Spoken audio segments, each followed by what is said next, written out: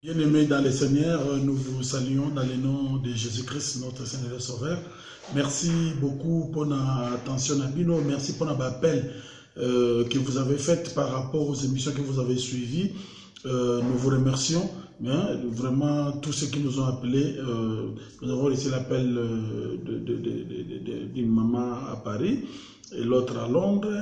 Et les amis aussi de Kinshasa, nous vous saluons, nous vous disons merci beaucoup, sans oublier les frères aussi de Johannesburg. Nous avons parlé ici aussi avec certains frères, notamment Patrick Ngoï, le frère Patrick Ngoï. Nous vous saluons dans le nom de Jésus-Christ. Je salue aussi son épouse, je salue son épouse Maman Gloria, je salue Maman Kelly à Londres, je salue Maman Elie en France, je salue tous les bien-aimés qui nous suivent de partout où vous êtes. Nous sommes là pour vous, nous sommes là pour le Seigneur. C'est une charge que le Seigneur nous a donnée d'enseigner le peuple. Lorsque Néhémie avait entendu que le muraille de Jérusalem était détruite et que la porte était vraiment mise au feu, Néhémie n'a pas fermé les yeux, Néhémie s'est mis debout pour aller réparer. C'est pourquoi aujourd'hui, nous nous sommes mis debout. Nous sommes mis debout pour parler de la part du Seigneur concernant l'évangile dans certains points que nous sommes en train de trouver vraiment qui n'est pas normal. Ce qui se passe aujourd'hui dans les soi-disant églises nous étonne beaucoup et c'est pourquoi nous nous sommes dit nous ne pouvons pas rester bouche bée ou complice. Parce que celui qui ne dit rien dans l'injustice qui se fait, il se fait complice. C'est pourquoi nous nous sommes levés pour essayer de parler un peu.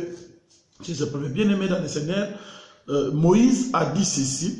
D'abord, je vais lire Jean 5,39 parce que avant de construire une maison, la Bible dit, Moïse dit, vous devez construire une maison qui ne met pas de balustrade. Si quelqu'un tombait dessus, le sang de cette personne vous sera demandé.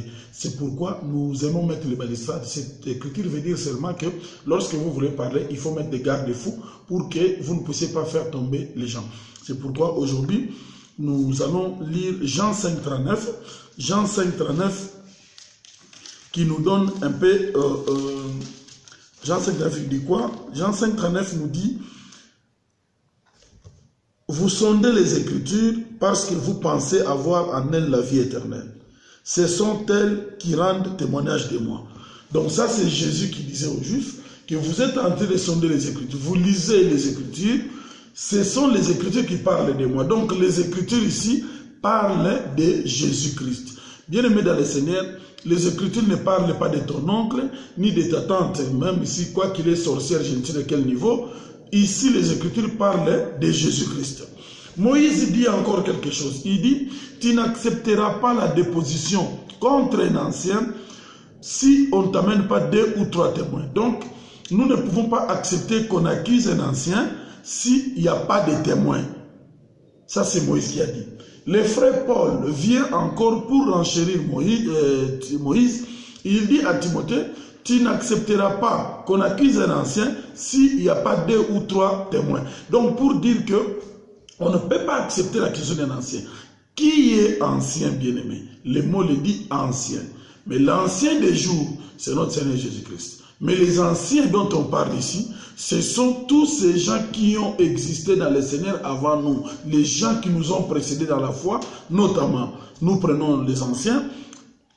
Élie c'est un ancien, Moïse c'est un ancien, Jean c'est un ancien, Pierre c'est un ancien, Paul c'est un ancien, Ézéchiel c'est un ancien, et ce sont même les témoins. Parce que là, c'est Hébreu qui dit que nous sommes environnés de plusieurs témoins. Vous comprenez? Lorsque nous disons Moïse a dit, c'est une déposition. Nous sommes en train de déposer contre Moïse devant le Seigneur. Par exemple, je vous donne un exemple.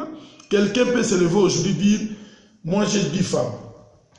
On lui dit, mais comment tu as 10 femmes toi dans le Seigneur? Il présente un verset du Salomon avait autant de femmes. Donc, pour lui, Salomon a dit. Donc, il a déposé contre Salomon.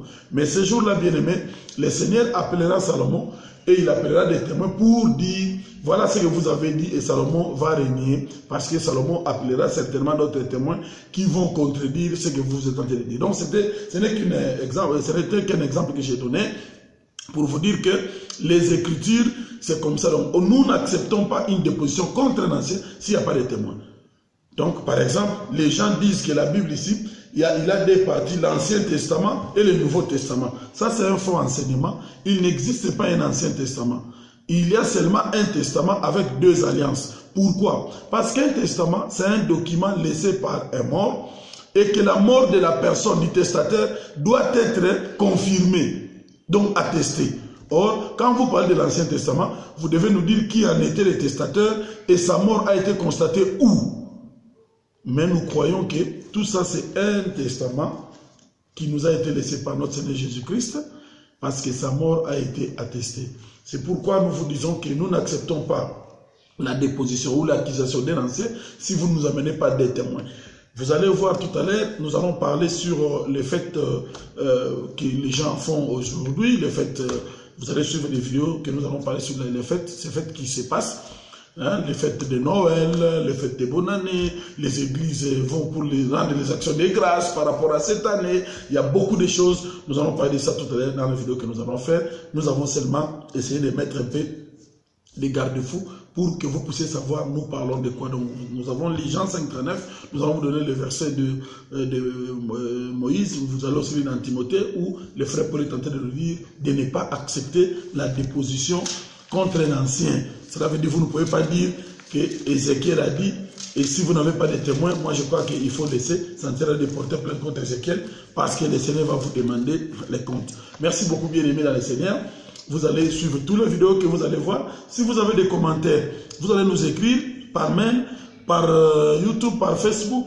Vous allez nous voir pour nous dire, voilà, bien aimé, est-ce que pourriez-vous nous donner tel verset? Est-ce que pourriez-vous expliquer ça? Parce qu'il y a beaucoup de choses. Les onctions d'huile. Nous voyons aujourd'hui des pasteurs qui parlent avec Dieu au téléphone. Nous voyons des pasteurs qui font manger les gens des pommes. Nous voyons beaucoup de choses. Toutes ces choses-là, nous allons commencer à vous expliquer d'où ça vient. Nous allons vous expliquer quelle est la pensée du Seigneur. Parce que la Bible dit, toute écriture est inspirée de Dieu. Il est utile pour enseigner et corriger. Or, si l'écriture est inspirée de Dieu, c'est qu'il y a une pensée cachée derrière chaque écriture. C'est cette pensée-là que nous allons découvrir pour que nous ayons la vie. Mais la lettre, elle, ne donne pas la vie, mais c'est l'esprit qui vivifie. C'était votre frère Joe Mapassa.